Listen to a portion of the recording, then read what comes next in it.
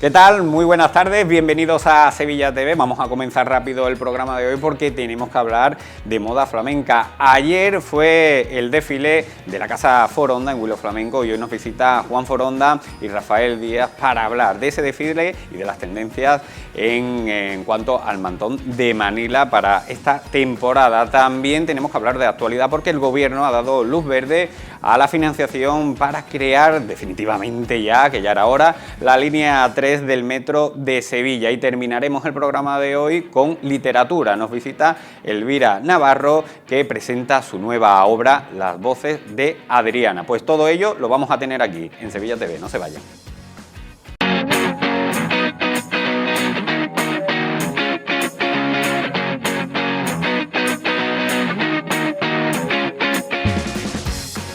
Bueno, comenzamos el Sevilla TV de hoy pues hablando de moda flamenca, porque ya saben que se está desarrollando estos días la pasarela Huilo Flamenco y ayer fue el turno para Juan Foronda, para los mantones de esta casa emblemática de Sevilla, y hoy pues vamos a repasar lo que fue el desfile de ayer con Juan. Juan, muy buenas tardes. Buenas tardes. Y también con Rafa Díaz, diseñador, muy buenas tardes. Buenas tardes.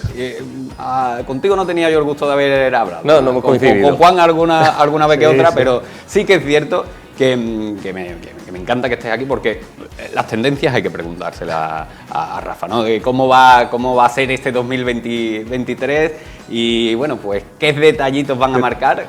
Creo que es de recibo preguntársela primero. Sí, sin lugar a dudas. ¿No, Juan? Acertará. 100%, ¿no? Sí. Independientemente del desfile de ayer, que también sí. hablaremos, esas primeras pinceladas de qué va a deparar el 2023. Pues en el tema de flamenca, que es a lo que vamos, aunque nosotros ahora veréis por el desfile de ayer, que abarcamos un poco más, pero lo que es la flamenca ahora mismo, los volúmenes han bajado un poco, ya vamos. Yo de todas formas tampoco he sido mucho de mucho volumen, pero a mí soy muy clásico porque el traje de flamenca al final es lunar y es color. Entonces, claro, este año pues hemos metido tonos alegres, que es lo que necesitamos después de todo lo que hemos pasado, y tonos naranja, tonos rojos, con negro, pero el lunar, nosotros lo que hemos presentado ha sido el lunar más o menos de 1 centímetro aproximadamente, que es el clásico, y mucho color, que es lo que nos gusta. Ustedes se preguntarán por qué he ido tan al grano, y Juan y Rafa seguro que también, pero es que yo tengo una hermana que ahora mismo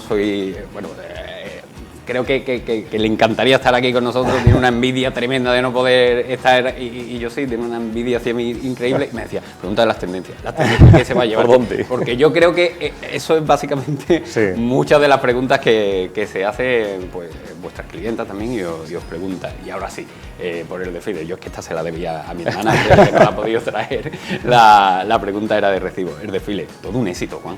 Fue tremendo. Además el sitio es maravilloso, pero sobre todo la iluminación, todo cómo se organiza y evidentemente tus mantones. Bueno, es que a nosotros nos encanta el formato que tiene Huilo Flamenco. Nos parece que, como tú dices, el sitio es muy emblemático, el hotel es una maravilla, el Salón Real, la forma que tienen ellos de presentar el desfile, pues, la verdad que la puesta en escena es maravillosa.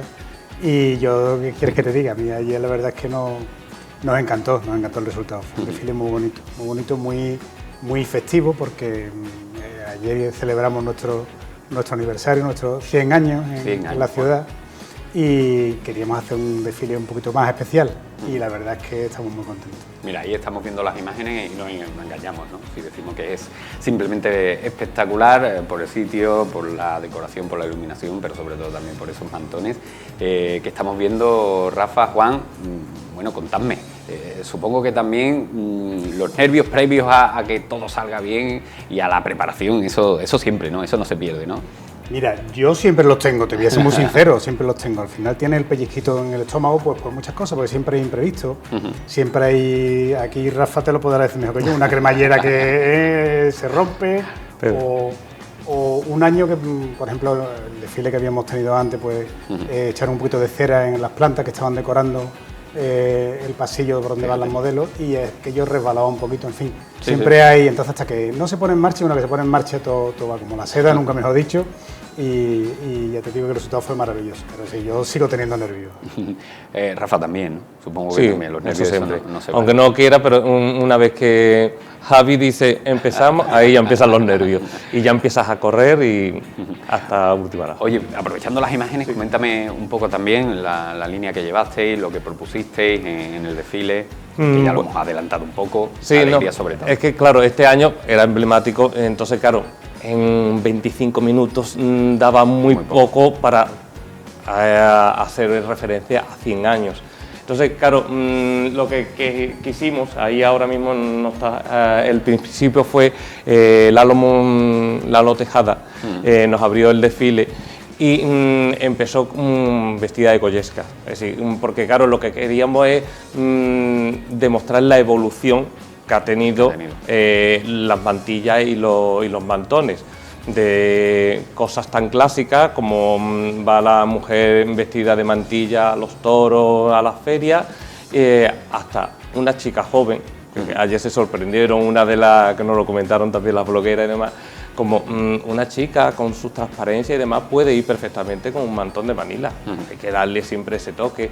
Y después terminamos con la evolución de lo que es el mantón de Manila, a dónde puede llegar convirtiendo muchos mantones en trajes de noche, que fue el final del desfile. Entonces, fue difícil, pero bueno, hicimos lo más posible para comprimir esos 100 años en 25 minutos. Y es curioso, que en 100 años que se cumplen ahora de Foronda, la evolución que ha tenido el mantón y que traspasa ya pues las barreras de la moda flamenca y se utilizan para bodas, para fiestas, para vestidos de noche. Sí. Es increíble lo que ha dado de sí la evolución que ha tenido en el mantón de Manila. Sí. Es que en verdad es que empieza por una prenda de abrigo, de la prenda de abrigo hasta donde hemos llegado hoy en nuestros días. Sí. Yo creo que es una de las prendas, fíjate, más versátiles que puede tener la mujer en su armario. Es una prenda que, como te dice Rafa, el origen es ese, el origen es un manto, es abrigarse. Aquí, como tenemos una tierra tan absolutamente maravillosa, pues empezamos a darle un poquito más de colorido, un poquito más de... Y los mantos lisos, que son con los que las mujeres se abrigan, pues empezamos a bordarlos. Después les pusieron flecos, la leyenda famosa de la cigarrera, en la que Carmen. Se dicen, exactamente, y que allí empezaron los primeros bordados y los flecos a los mantones. Y bueno, y esa es la evolución, desde un mantón para abrigarse a un complemento que a lo mejor se puede utilizar en cualquier evento al que vaya, y ya últimamente pues lo estamos incorporando a la moda. Los diseñadores están adoptando el mantón para hacer con ellos moda y diseño. Yo es que creo que al final somos el espejo donde se miran incluso muchos diseñadores internacionales y no nos damos ni de cuenta, Rafa. Sí, no nos damos ni cuenta. Hombre, ahí tiene a grande como Lina, que ha enseñado a muchos diseñadores de fuera, que ha venido grandes de la moda de París y han venido aquí a coger aire. No sé, eso sí, lo tenemos que llevar por bandera, eso sí. Bueno, ¿y qué destacaríais que tiene un Foronda para que dé ya, pues con ese nombre, yo creo que ya incluso se dice, ¿no?, entre las mujeres, lleva un Foronda. Supone un añadido, ¿no? Llevar un mantón de Manila siempre es bonito, pero llevar un Foronda supone un añadido, no sé si de calidad, no sé si de belleza, no sé, ¿qué se destacaría? Bueno, yo te diría que casi la misma pregunta que estás haciendo va la respuesta. Pues, totalmente, me lo he respondido yo sobre solo. todo en la calidad, hombre, yo creo que nosotros llevamos 100 años precisamente, pues bueno, por muchas cosas, pero porque yo creo que tenemos en el centro, en el punto de mira, al cliente, que el cliente que fíjate que llevamos ya 3 generaciones en la empresa, pues tenemos 3 generaciones de clientes muchas veces. Son clientes nuestros los abuelos, han sido clientes nuestros las madres, ahora son las hijas, las nietas. Y la verdad es que hay momentos preciosos en la tienda y en la fábrica, cuando a lo mejor una abuela viene a encargar un mantón para la nieta, o tenía un mantón en la familia y quieren comprar otro, porque son momentos... Entonces yo creo que es eso, o sea, yo creo que es centrarte mucho en lo que haces, hacerlo bien, con sinceridad y con honestidad, y tener al cliente siempre en el punto de mira de lo que te pide para poder dárselo cuando lo quieras. Y además es que es para toda la vida, ¿eh? Un foronda, mira, te doy un eslogan, un foronda es para toda la vida. Me encanta, me encanta. Pues el copyright lo tengo yo, ¿eh? Yo te lo cedo, ya después hablamos de... Pero no, es cierto, ¿no? Al final, es cierto. Yo en mi casa conozco, bueno, el caso de mi hermana, el caso de mi madre, que tienen mantones de vuestra casa y son para toda la vida. Mantones que tienen un siglo y a lo mejor vienen muchas veces porque a lo mejor se le han estropeado un poco los flecos. Y además eso es lo bueno que tiene la artesanía. Fíjate que la artesanía nos permite, hoy que tenemos una sociedad muy consumista de usar y tirar, sin embargo la artesanía nos permite volver a reparar aquello que se haya que esté estropeado o que esté, por lo que sea, por un mal uso o porque lleve muchos años. Pues se le cambia el fleco, se lo podemos hacer nuevo y otros 100 años más. Qué curioso eso. ¿Te has encontrado mantones que tienen mucho tiempo? Hombre, no sé si 100 años. ¿100 años? Sí, 100 años. Sí. Te cuento que llevamos 100 años y son mantones a lo mejor que vendió mi abuelo. Claro, porque lo hablábamos antes. Sabéis que más 100 años seguro se cumplen además en este año. Pero que incluso puede haber algunos años anteriores que se crease algún que otro mantón que no los tenéis datado todavía, ¿no? De mucho antes, ¿no? Claro, fíjate que los mantones vienen de, bueno, se dice de Manila, pero los traían de allí cuando Filipinas era colonia española. Los traían los comerciantes que los habían visto en China, habían visto que era un producto que podía gustar en Occidente y los trajeron aquí. Claro, los primeros mantones, pues estamos hablando pueden tener 3-4 siglos. Hombre, eso es difícil que se conserve. Hay algunos, no están muy bien conservados porque son muy antiguos. Claro. Pero mantones de un siglo y medio sí los tenemos y además muy bien conservados. Maravilloso eso. Sí, es un mundo absolutamente maravilloso. Totalmente, porque, Rafa, ¿cómo se diseñó un mantón? Ya aprovecho, para uno que no tiene ni idea, ¿cómo se hace? ¿Cómo se empieza? ¿Un mantón? Un mantón. Bueno, eso entonces te lo tiene que explicar más bien él, que es el técnico. El diseño, te cambio la pregunta, el diseño. Hombre, no. ¿Cómo se dibuja, cómo se plasma? Hombre, en verdad, bueno, depende también el tema. Ahora, por ejemplo, línea, ¿no? Se lleva más el tema floral y demás. Antes eran más los temas chinescos, de pájaros, las pagodas chinas. Entonces, claro, ahora se ha derivado un poco más en temas florales. Entonces, eso quiera que no hace tu dibujo, que se hace en papel de seda, por lo que tengo entendido más o menos, ¿eh? Yo ahí me estoy metiendo ya en terreno de Juan. Perfecto. Y más o menos eso, el dibujo a plasmarlo, después se pasa ya a la seda, bordando, y después pasa a flecarse. Yo supongo que también es motivo de orgullo, no solamente por la referencia en la que os habéis convertido, pero que pasen los sevillanos y se queden mirando el escaparate de la tienda de Foronda en la calle Sierpe, también eso como si fuera un museo, porque al final es un museo, es una obra de arte. Yo creo que también eso sí que hincha un poquito más el pecho, ¿no? El orgullo, ¿no? Sí, no te lo pueden imaginar, y las anécdotas que tenemos. Y mira, recuerdo una que fue al poco de terminar la pandemia, yo creo que fue la Semana Santa del año pasado. Pusimos un escaparate en Sierpe y el escaparate lo preside una imagen de la Macarena, una imagen que es absolutamente espectacular. Y un fotógrafo pasó un día por allí y el niño podía tener 2-3 años, se había arrodillado delante del escaparate y estaba rezándola bien. Entonces hay momentos que son absolutamente increíbles, anécdotas y bueno, y gente, los sevillanos, les encanta pasear, les encanta poner, solemos tener escaparates con mucho colorido y muy nuestros, muy de lo que nos gusta a nosotros, y los extranjeros también lo valoran mucho porque sí es verdad. Es que la fama ya es internacional, porque al final trasciende ya con la globalización, las redes sociales, una foto, pues traspasa una frontera increíble y sobre todo ya el boca a boca que ha generado, ¿no? Sí, porque además es que es algo muy nuestro, te quiero decir, hoy día tú vas por una ciudad y muchas veces estamos en ciudades casi clonadas porque son las mismas tiendas que son de grandes franquicias y sin embargo aquí en Sevilla sí hemos logrado mantener establecimientos muy emblemáticos, muy antiguos y tenemos la suerte de conservar muchos de ellos y entre uno de ellos, muy humildemente lo digo, pues está el nuestro.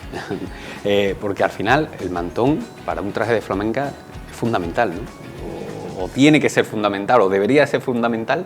Yo para mí sí, porque obviamente lo viste mucho. Es que volvemos, es una prenda de abrigo y entonces qué mejor que una flamenca vaya con su mantón para resguardarse del frío, así que al fin y al cabo, aunque haya evolucionado, pero el fin es abrigarse. Y que mejor que vaya una mujer con su mantón de Manila. Igual que eso, que como hemos hablado antes, se ha derivado, por ejemplo, pues en bodas, en eventos, en cenas, que qué mejor que lucir nosotros un mantón de Manila. A mí cuando me preguntan las clientas, yo digo, dice, ¿qué me pongo? Digo, un mantón de Manila. Digo, ¿quién se lo va a poner mejor que una mujer de aquí, de Sevilla, de Andalucía o de España? Porque es que eso es al igual que la mantilla. ¿Qué mujer está? Está volviendo también mucho también la mantilla, ¿eh? Mucho. La última Semana Santa, yo creo que con las ganas también de retomar mucho las tradiciones que nos habían privado el año anterior, los 2 años anteriores, entonces yo creo que eso ha hecho que la gente, y sobre todo la gente joven, que es lo primordial y lo principal, apueste por volver a la mantilla. No sé si eso también lo habéis notado vosotros, que hay más ganas. Lo hemos notado mucho, sobre todo en la tienda, porque vemos, fíjate, es algo curioso, normalmente en la tienda siempre nos ha pasado lo que te decía antes, la abuela venía con la nieta y le regalaba la mantilla y la peina porque quería que la nieta continuara con la tradición, que además es muy bonito, mantener unas tradiciones que realmente son lo que nos distinguen y lo que nos da la cultura nuestra y de Sevilla. Y sin embargo, hace unos años estamos notando que también pasa lo contrario, que son las niñas las que vienen con la madre porque se quieren vestir y quieren que se vista la madre con ella. Fíjate. Y yo creo que aquí, fíjate, las redes sociales, que bueno, que tienen como todo en la vida muchas cosas malas, muchas cosas buenas, en este caso sí nos van a permitir continuar una tradición muy nuestra, como es el tema de la mantilla. Sobre todo porque, bueno, también es una prenda que viste mucho a la mujer y que hace a la mujer muy elegante. Y es como dice, es decir, él lo ha notado y yo también lo he notado en el taller de eso, de que vienen a lo mejor la madre con la hija porque ya va a vestirse de mantilla y quiere que le haga el traje para el jueves, el Viernes Santo. Y aparte están manteniendo muy bien, se puede decir, de que tienen que ir con una medida, un escote, sí. La verdad que ahora mismo tenemos que está la gente deseando de vestirse y, como dices, sí, tanto las madres con las hijas, es decir, que ya no es la hija que se viste de primera vez, no, es que la madre también está queriendo vestirse para salir con ella. Y 2023, que está aquí ya, la fiesta de la primavera que vienen, estamos hablando de la mantilla, también los mantones, las previsiones son buenas, ¿no? La gente tiene ganas, porque creo que este año, el año pasado era de la huerta, pero este año esperemos que sí, es de la confirmación, ¿no? Es de la normalidad absoluta ya. Yo estoy convencido que sí. Bueno, lo que nos están avanzando un poco en la televisión es que la economía está y se va a resentir un poco, pero bueno, yo creo que nosotros siempre aquí en nuestra tierra hemos sabido, incluso con pocos recursos, hemos sabido administrarlo bien y yo creo que sabemos divertirnos y sabemos disfrutar de nuestras fiestas, de nuestras tradiciones. Y yo creo que sí va a ser un buen año, va a ser un buen año para todos. Oye, ya vamos a entrar un poquito en los cotilleos que a mí me gustan también. No te voy a pedir nombres, pero ¿cuántas personalidades o famosas se han vestido con un foronda? Que hayan acudido. No, te reformulo la pregunta. De todas las que ha habido, porque ha habido muchísimas, ¿cuál es la que tú dices, no me pensaba en la vida que yo iba a ver a esta mujer con un mantón de mi casa, de mi empresa?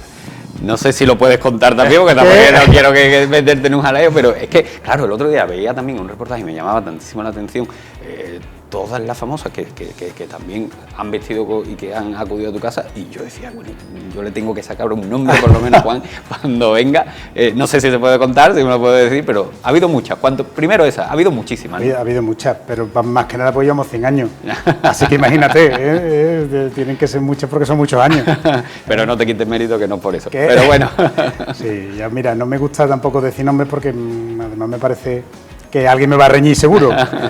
Pero bueno, yo siempre recuerdo con muchísimo cariño un mantón que nos encargaron para la reina emérita, doña Sofía, y ese mantón sí lo hicimos con un especial cariño y bueno, y es verdad que fue inesperado porque no te lo esperan. Claro, no te lo esperas. Las infantas también han llevado mantones nuestros. Bueno, y es que esto es lo que te digo, hay muchísimos encargos y cada uno tiene su encanto. Tiene un cariño especial, ¿no? Sí, porque es que te decía antes, que una abuela que viene a regalarle un mantón a la nieta, es que eso es algo absolutamente maravilloso. y uno nos decía, me ha pedido una tableta electrónica, pero yo no se lo voy a regalar porque yo sé que eso dentro de 2 años y eso ya no se va a acordar de mí. Yo quiero algo que le perdure, y quiero un mantón, quiero una mantilla, quiero...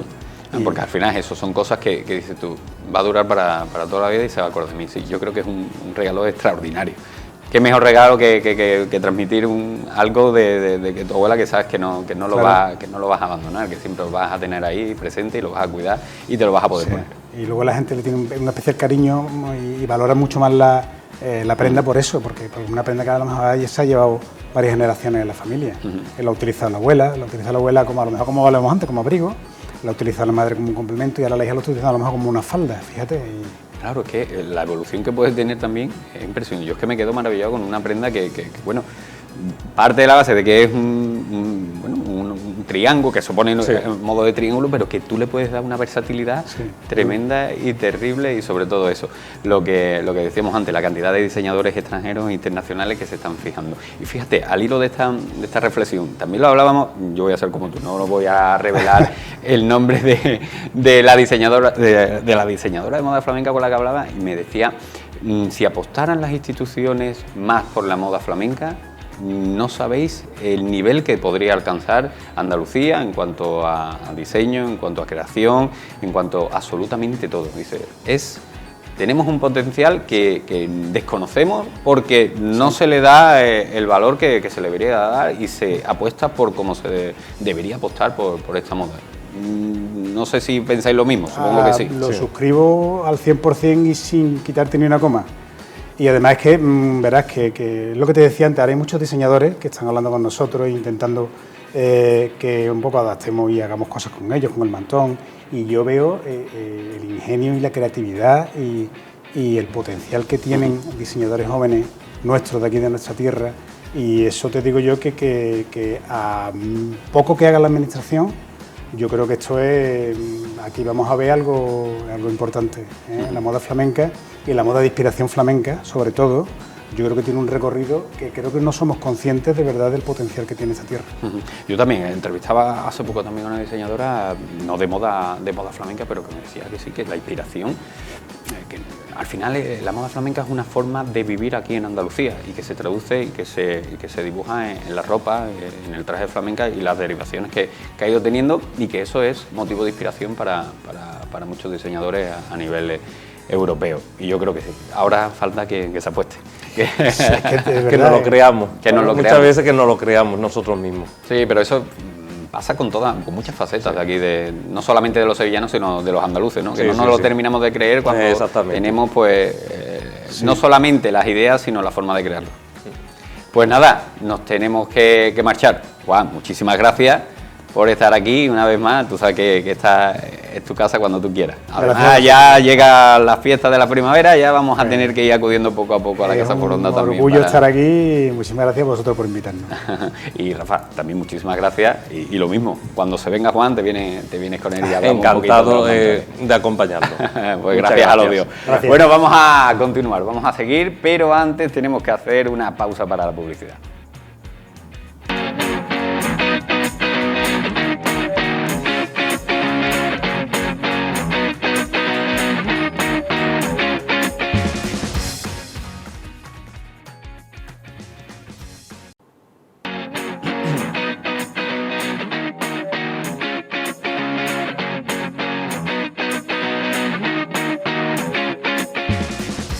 Vamos a continuar el programa con actualidad del día de hoy, porque el Gobierno finalmente ha dado luz verde a la financiación para crear la línea 3 del metro de Sevilla, algo que se estaba haciendo de rogar, pero que finalmente pues vamos a ver la luz al final del túnel, nunca mejor dicho, lo de la luz y el túnel para la noticia que nos acontece y que debemos celebrar. Así que vamos a conocer los detalles.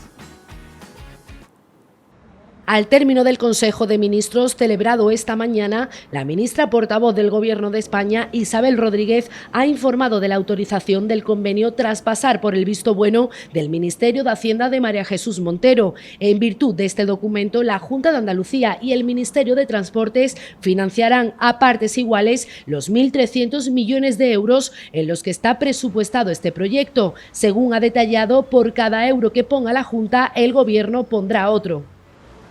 Gracias al diálogo, a la cooperación institucional entre el Gobierno de España y la Junta de Andalucía, damos ya este paso previo a la firma final de un convenio que trata de sumar la fortaleza de ambas instituciones y también su financiación para la puesta en marcha de esta infraestructura. A priori es una infraestructura valorada en más de 1.300 millones de euros. La aportación sería a partes iguales. Cada euro que pone la Junta de Andalucía es un euro que pone el Gobierno de España. Son 650 millones lo que está previsto por parte de la aportación del Estado a esta línea 3 del metro de Sevilla. En declaraciones a los medios, tras presentar las nuevas inversiones municipales en los colegios públicos recogidas en el presupuesto para 2023, el regidor hispalense ha mostrado su satisfacción porque este proyecto se haya desbloqueado. Yo lo que sí quiero manifestar es mi satisfacción porque hace un año el metro estaba bloqueado, por así decirlo. O sea, había un proyecto que se estaba actualizando, pero lo que sí es cierto es que no había garantías en absoluto de la ejecución, que es lo que están esperando los sevillanos. Y no hay que perder de vista que es la mayor inversión del Gobierno de España en Sevilla de los últimos años. Y lo que espero es que se licite cuanto antes y que se inicie la actualización de la línea 2, porque como he dicho en tantas ocasiones, la inversión del metro en Sevilla tiene que ser de punto y seguido. El alcalde ha reclamado igualmente que se agilicen los proyectos del tramo sur de la línea 3 hasta Valme, pasando por la Ciudad de la Justicia de Palmas Altas y la línea 2. La importancia también, claro que sí, de los animales policías, tanto de los caballos como de los perros, y que hemos visto en este reportaje. Vamos a continuar hablando ahora de literatura y de este libro tan esperado, de esta obra tan esperada de Elvira Navarro, Las voces de Adriana, una obra que, bueno, pues creo que va a ayudar también a muchas personas que la lean, porque trata de cuestiones relacionadas con la muerte, sobre todo con la muerte de un familiar, que muchas veces, en muchas ocasiones, no nos atrevemos a reflexionar, a contar a otros amigos, a otros familiares, y que es bueno también pues hablar de estos temas. Elvira Navarro, muy buenas tardes. Hola, buenas tardes. Encantado de que estés aquí, de que hayas tenido a bien visitarnos, porque no sé, Sevilla la conocías, ¿no?, de antes, ¿no? Sevilla la conozco porque, bueno, mi familia es de Córdoba, hemos venido muchas veces a Sevilla, tengo amigos en Sevilla, mi madre estudia aquí la especialidad, o sea que sí conozco Sevilla, no bien porque nunca he estado aquí mucho tiempo, pero sí vengo todos los años varias veces. Las voces de Adriana, una obra, ¿por qué era tan esperada esta nueva novela? ¿Has sentido tú esa sensación de que tu público, de que tus lectores necesitaban ya tener una nueva obra tuya? Pues a mí me preguntaba mucha gente que cuándo iba a sacar novela, porque mi anterior libro fue de cuentos, en 2019 La isla de los conejos era el libro de cuentos, y hacía bastante tiempo que yo no publicaba novela, entonces creo que había gente que estaba a la espera de que yo sacara una nueva novela, sí. ¿Qué vamos a encontrar en ella? Aunque yo más o menos he dado un anticipo, pero... Pues es una novela... Es una novela que, donde la protagonista se llama Adriana y acaba de perder a su madre y además su padre ha sufrido un ictus. Entonces ella, ante la pérdida de la madre, también ha perdido a la abuela y ante la posible pérdida del padre, que no, el ictus finalmente no se lo lleva, pero sí que tiene secuelas, bastantes secuelas. Entonces ella de repente toma conciencia de la desaparición de su propia familia y de cuando los familiares más cercanos empiezan a morir, es cuando empezamos a tener un conocimiento de la muerte. Nos cambia la vida un poco. Nos cambia la vida absolutamente, yo creo, porque las personas más importantes son las que nos han conformado, ¿no? Y además son los pilares de nuestra vida, son nuestro universo. Y cuando empiezan a desaparecer, empezamos a adquirir conciencia de nuestro propio fin también y de la fugacidad de los vínculos, incluso de los más sólidos. y bueno, y hay todo un proceso de duelo que yo creo que todo proceso de duelo tiene mucho de conciencia, de hacerte cargo de lo que es la memoria, sobre todo cuando muere tu padre, tu madre, en fin, los abuelos, hacerte cargo de la herencia familiar, de la memoria. No sé, de alguna manera los pones, pero también no somos conscientes muchas veces de cuando somos jóvenes y cuando tenemos a nuestros familiares en plenitud de salud, no somos conscientes de que ese momento llega. Lo vemos tan lejano, lo vemos en un futuro tan inmensamente lejano que quizás no aprovechamos a lo mejor determinados momentos que sí deberíamos de aprovechar, porque al final la vida desgraciadamente se va. Sí, la vida se va y a veces se va muy rápido. Y, hombre, es que cuando uno es joven y no ha tenido ninguna pérdida importante, pues no hay una conciencia de la muerte, o sea, porque nosotros vamos conociendo las cosas conforme las vamos experimentando.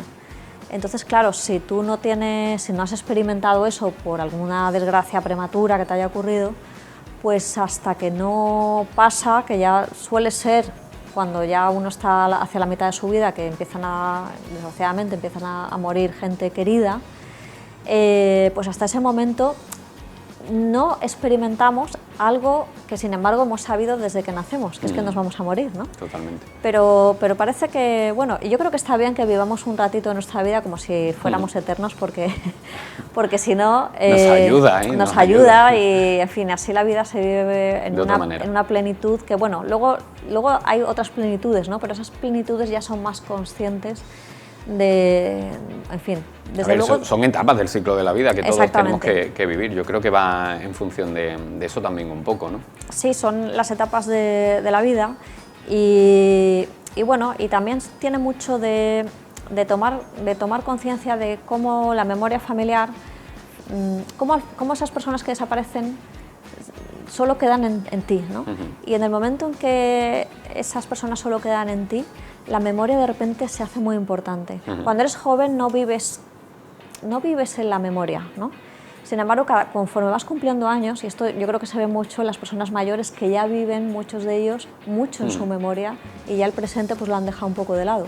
Pero empiezas a vivir en la memoria cuando desaparecen esos seres queridos, porque la memoria es la única manera de hacerlos otra vez presentes. ¿De qué manera has querido contar el duelo, centrándonos en él? ¿Cómo lo has querido contar? ¿Qué has querido transmitir con ello? Pues he querido transmitir varias cosas. Una es lo necesario que es, a pesar de adquirir conciencia de la muerte y de que eso sea un mazazo, lo importante que es vivir con alegría y también con ligereza. En la novela la primera parte se divide en 3 partes: el padre, la casa y las voces. Y la primera parte, la protagonista es Adriana, pero Adriana está como espectadora un poco de la vida de los demás y de su propia memoria. Entonces ahí hay un padre que, a pesar de estar enfermo, tiene una actitud tremendamente vital.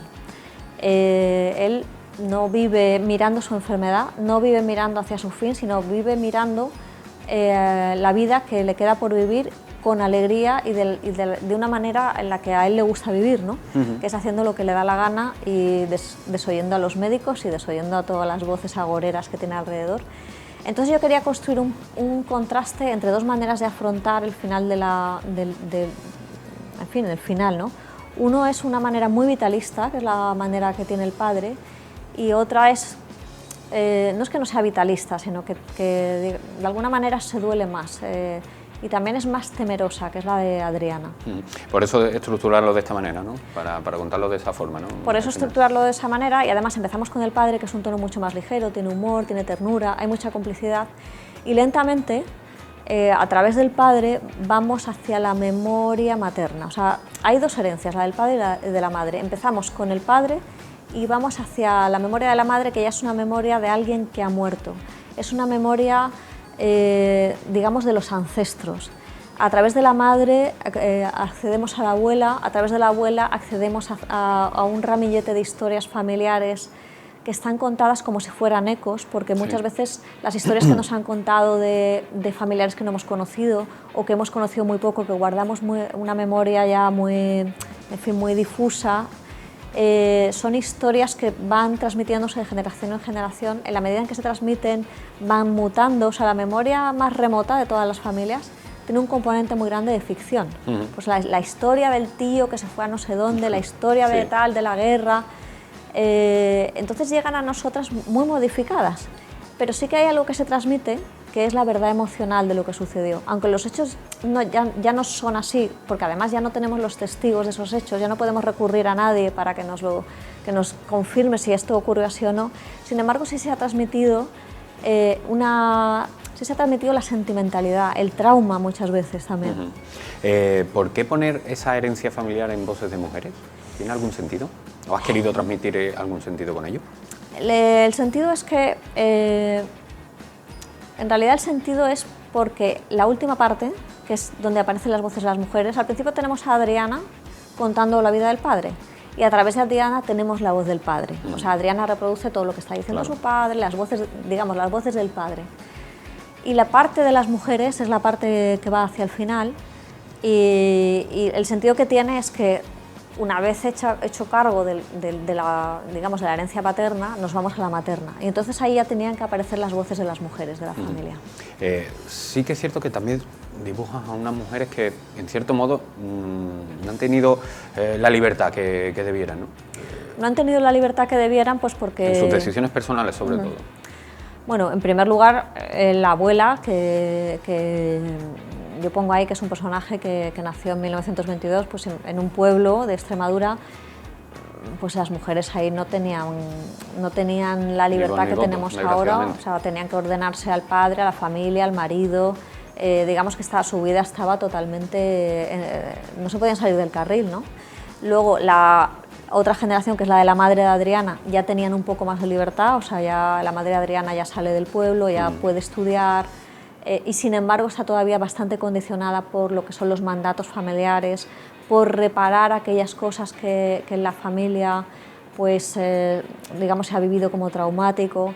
Y luego está la propia Adriana, que digamos que yo no creo que tengamos libertad absoluta nunca, yo creo que siempre heredamos condicionantes familiares, y esos condicionantes familiares son muy importantes a la hora de tomar decisiones, y eso va de generación en generación. Ahora bien, es cierto que socialmente las mujeres antes, pues lo que he dicho, o sea, su papel era el rol de la sumisión, ¿no?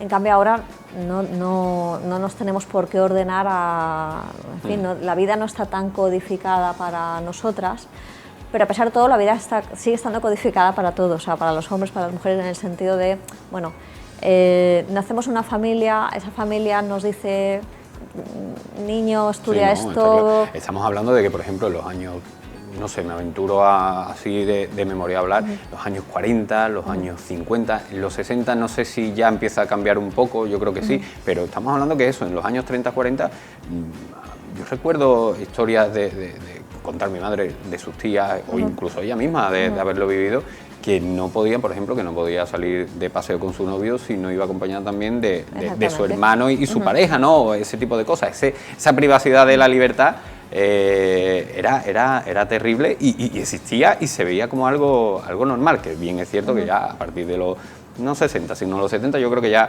cambia un poco la cosa, sin cambiar mucho, pero sí que evoluciona mucho más. Sí, eso era así, o sea, digamos que a España, digamos, la modernidad llega muy tarde. Además aquí vivimos, digamos, cuando parecía que las cosas iban a cambiar con la República, que ya las mujeres empezaron a ir a la universidad, etcétera, etcétera. Luego vino la guerra y luego vino una dictadura. En fin, y la dictadura venía con una serie de, o sea, el nacionalcatolicismo, que los roles de la mujer estaban absolutamente asignados, ¿no? Entonces todo se veía mal, nada que hicieras algo ya eras una fresca, que decía, como mi abuela decía, mira qué fresca, ¿no? Y claro, eso ha ido cambiando. Es verdad, empieza a cambiar en los 60 porque coincide obviamente cuando el régimen se abre, o sea, se abre de ser a una autarquía, pasa al capitalismo, ¿no? Y empiezan a llegar los turistas. Bueno, esto está contado en películas, en libros, ¿no? Cuando empieza la apertura, entonces las nuevas generaciones que empiezan a vivir esa apertura, yo creo que va obviamente eso les llega, ¿no? O sea, van cambiando, aunque todavía estaba, en los años 60 todavía había franquismo, pero ya no era el franquismo de los años 40, ya no era la posguerra, era, digamos que España pasa a otra fase. Y eso también significó un cambio para las mujeres, o sea, empezaron a poder, aunque no fue un cambio espectacular, obviamente porque estábamos todavía en el franquismo, o sea, el cambio espectacular viene ya cuando se hace la transición, cuando llega la democracia. Sin embargo, sí que ya empieza a haber un poquito más de alegría y de libertad. Entretener, ayudar, sobre todo, creo que es el fin último de quien pues, se sumerja entre las páginas de las voces de Adriana, porque creo que va a servir a mucha gente.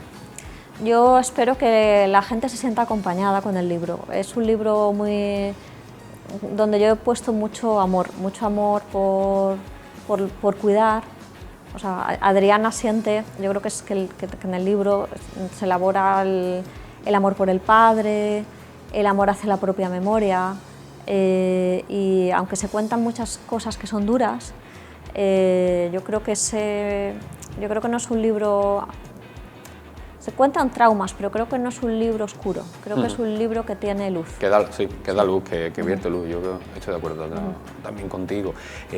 Porque habías dicho anteriormente algo que quiero retomar porque creo que es muy interesante y son esos imperativos familiares que heredamos. Muchas veces son físicos, en forma de, no sé, de negocios que tenemos que mantener, porque bueno, a nuestros padres o a nuestros abuelos es un negocio familiar que hay que... Y muchas veces te ves coartada esa libertad de decisión porque tienes que heredar esa empresa o ese negocio, pero en otras ocasiones son también emocionales, como por ejemplo se refleja, ¿no? La abuela quería ser médico, corrígeme si me equivoco, el abuelo quería ser médico, en fin, que lo tienes que heredar esa idea que tienen tus familiares, que tienes que estudiar una determinada carrera y a lo mejor no salirte de ese patrón.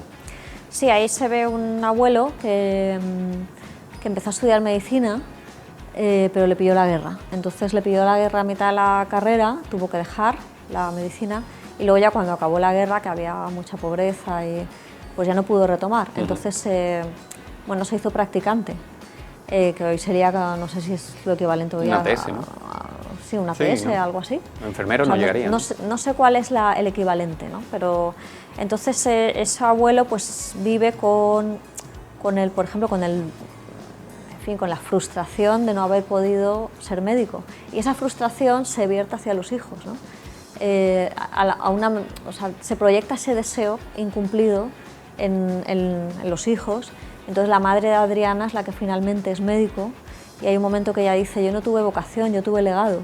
Y aquello que mis padres no pudieron hacer bien o que desearon hacer, yo lo estoy haciendo en mi propia vida. Además son voces que, conforme van hablando, van destapando determinados traumas, porque yo creo que todo el mundo tiene, con la muerte de un familiar siempre se queda algo para sí que no comparte, y son a lo mejor pues determinadas cuestiones con ese familiar que ha muerto, que se traducen en eso, en traumas. Sí, digamos, yo creo que en todas las familias hay acontecimientos duros que muchas veces no se han contado, pues porque se intenta proteger a los hijos, a los nietos, también porque son historias que quedan atrás o porque son historias que queremos dejar atrás, no volver sobre cosas traumáticas, y sin embargo permanece el dolor, ¿no? O sea, sobre todo cuando ha habido cosas muy... No sé, la guerra fue muy traumática para mucha gente y además durante mucho tiempo después de la guerra no se podía hablar, se podía hablar.